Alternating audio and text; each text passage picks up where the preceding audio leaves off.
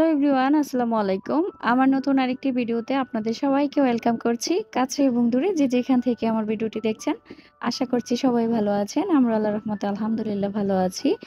আজকে কিন্তু একটা মজাদার রেসিপি নিয়ে হাজির হয়ে গেলাম। তো ছোট্ট আকারে একটা রেসিপি আজকে আপনাদের সাথে শেয়ার করব। তো আমি কিন্তু আজকে শেয়ার করছি চিকেন বিরিয়ানি। তো আমার বাচ্চাদের আবদারে কিভাবে ঝটপট চিকেন বিরিয়ানি রান্না করে ফেলি সেটাই কিন্তু আপনাদের সাথে শেয়ার করব। এখানে কিন্তু আমি ১ কেজি পরিমাণ ব্রয়লার মুরগি নিয়েছি। তো ব্রয়লার মুরগিগুলোকে ছোট, ছোট পিস করে নিলাম। আর আজকের বিরিয়ানিটা কিন্তু আমি আ রাঁধুনির যে বিরিয়ানির মসলার প্যাকেট আছে সেটা দিয়ে রান্না করব। তো আমি বিরিয়ানির মসলা দিয়ে রান্না করলেও সাথে যে গুঁড়া মসলাগুলো এগুলো কিন্তু সবসময় এড করি। আমার কাছে মনে হয় যে এগুলো এড করলে এই বিরিয়ানির টেস্টটা ভালো হয়। তো মুরগির সাথে কিন্তু আমি ১ম এ ২ টেবিল চামচ পরিমাণ আদা রসুন বাটা দিয়ে দিয়েছি। তারপরে দিলাম ১ চামচ পরিমাণ জিরার গুঁড়ো, ১ চামচ পরিমাণ ধনিয়ার গুঁড়ো, আর ১ চামচ পরিমাণ দিয়েছি লাল মরিচের গুঁড়ো আর পরিমাণ মতো লবণ। তারপরে কিন্তু আমি ১ কাপের মতো টক দই দিয়েছি। এখন কিন্তু আমি যে বিরিয়ানির মসলার প্যাকেট থেকে অর্ধেকটা মসলা এখানে দিয়ে দিলাম। এখন আমি পুরোটা মসলাকে একসাথে মাখিয়ে ১০ মিনিটের জন্য কিন্তু মেরিনেট করে রেখে দিব। আমি কিন্তু বিরিয়ানি, পোলাও, রোস্ট এই জাতীয় খাবারগুলো একটু পছন্দ করি না। আমার বাচ্চাদের এই খাবারগুলো এত পছন্দ, ওরা কিন্তু গরম-টরম কিচ্ছু বুঝে না। মানে মজার, মজার খাবার হলেই হয়। তো ওদের আবদারেই কিন্তু আমি ঝটপট এই রান্নাটা করে ফেলেছি বা করে দেই। চুলার মধ্যে কিন্তু আমি একটা কড়াই বসিয়ে দিলাম। তার মধ্যে পরিমাণ মতো তেল দিয়ে এলাচ আর দারচিনিটা একটু ভেজে নিয়ে তারপরে দিয়ে দিলাম পেঁয়াজ কুচি। পেঁয়াজ কুচিটাকে আমি হালকা ব্রাউন করে ভেজে নিব।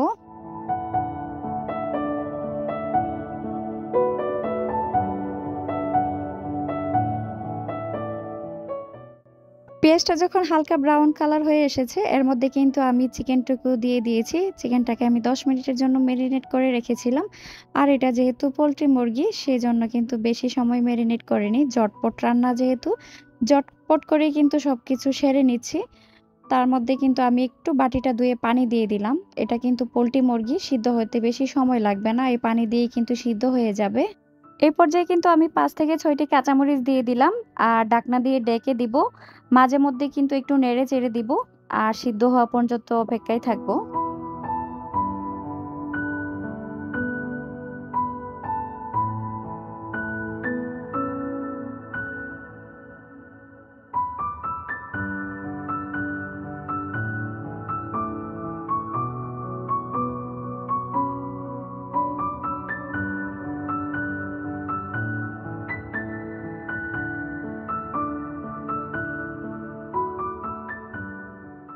আমার চিকেনটা কিন্তু সিদ্ধ হয়ে এসেছে। তেলটা দেখুন কি সুন্দর উপরে ভেসে উঠেছে। এখন আমি কিন্তু চিকেনটা চুলা থেকে নামিয়ে নিব।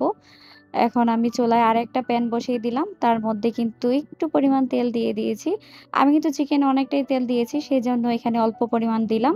শুধু পোলাও চাউলটাকে ভেজে নেওয়ার জন্য যাতে পাতিলে না লেগে যায়।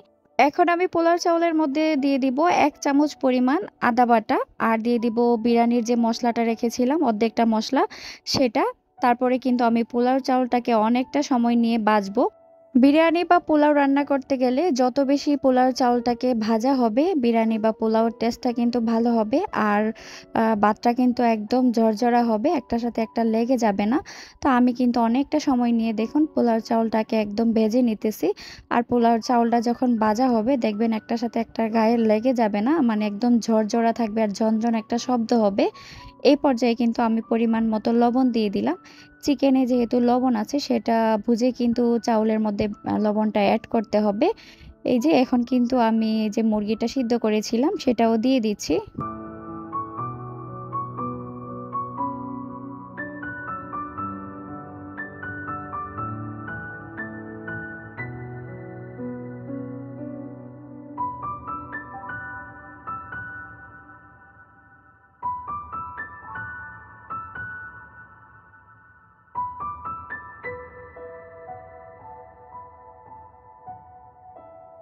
চিকেনটা দিয়ে কিন্তু আমি চাউলের সাথে চিকেনটা একদম ভালোভাবে মাখিয়ে নিয়েছি। এখন আমি গরম পানি এড করলাম।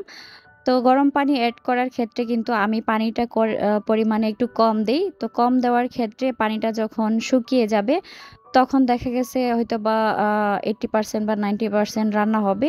সেই পর্যায়ে কিন্তু আমি ১০ মিনিটের জন্য পোলাও বা বিরিয়ানির চাউলটাকে বাপে রেখে দেই, তাহলে কিন্তু একদম সুন্দর জর্জরা হয়ে যায়। তো পারফেক্টলি পানি দিলে কি হয়, একদম সিদ্ধ হয়ে যায়। তখন কিন্তু অনেক সময় নরম হয়ে যাবার সম্ভাবনা থাকে। সেজন্য কিন্তু আমি অল্প পরিমাণে একটু পানি কম দেই, যাতে বাপে বসালে সুন্দরভাবে ভাতটা জর্জরা হয়ে যায়। এই যে আমার পানিটা কিন্তু শুকিয়ে এসেছিল। আমি এখন নেড়েচেড়ে আবার ভাতটাকে একটু উল্টিয়ে দিচ্ছি। এখন কিন্তু ঘুরে আমি আবার এটাকে ১০ মিনিটের জন্য বাপে রাখবো।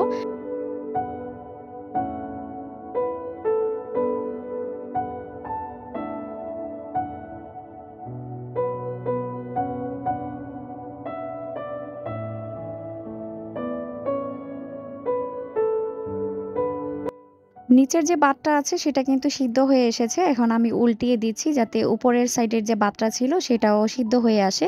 এই পর্যায়ে কিন্তু আমি ১ চামচ পরিমাণ ঘি দিয়ে দিলাম আর দিয়ে দিলাম ৩-৪ টা কাঁচামরিচ। কাঁচামরিচটা কিন্তু এই পর্যায়ে একটা ফ্লেভার দিবে, আর ঘির ফ্লেভারটাও কিন্তু খাওয়ার সময় খুব ভালো লাগবে। তো শেষ পর্যায়ে একটু ঘি আর কাঁচামরিচ দিয়ে দিলাম। আর এই যে আমার রান্না কিন্তু অলমোস্ট শেষ। এখন গরম, গরম পরিবেশন করার পালা। আর এই বিরিয়ানি কিন্তু মানে এত ঝটপট রান্না করেছি, পুরো বাসায় কিন্তু ঘ্রাণ হয়ে গেছে। আমার বাচ্চারা কিন্তু বারবার এসে চেক করছিল খাওয়ার জন্য বিরিয়ানি হচ্ছে কিনা। তো ওদের কিন্তু বিরিয়ানি, পোলাও এগুলো অনেক পছন্দ। তো এখন আমি কিন্তু ওদেরকে গরম, গরম পরিবেশন করব।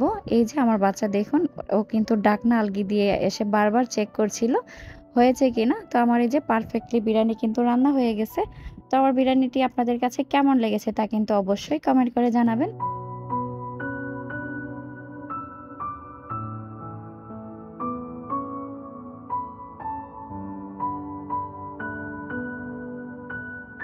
আজকের জন্য কিন্তু এখানেই বিদায় নিয়ে নিচ্ছি। আবার কিন্তু চলে আসবো ছোট্ট আরেকটি ভিডিও নিয়ে। আপনারা সবাই ভালো থাকবেন। আমিও আমার পরিবারের জন্য সবাই দোয়া করবেন। আল্লাহ হাফেজ।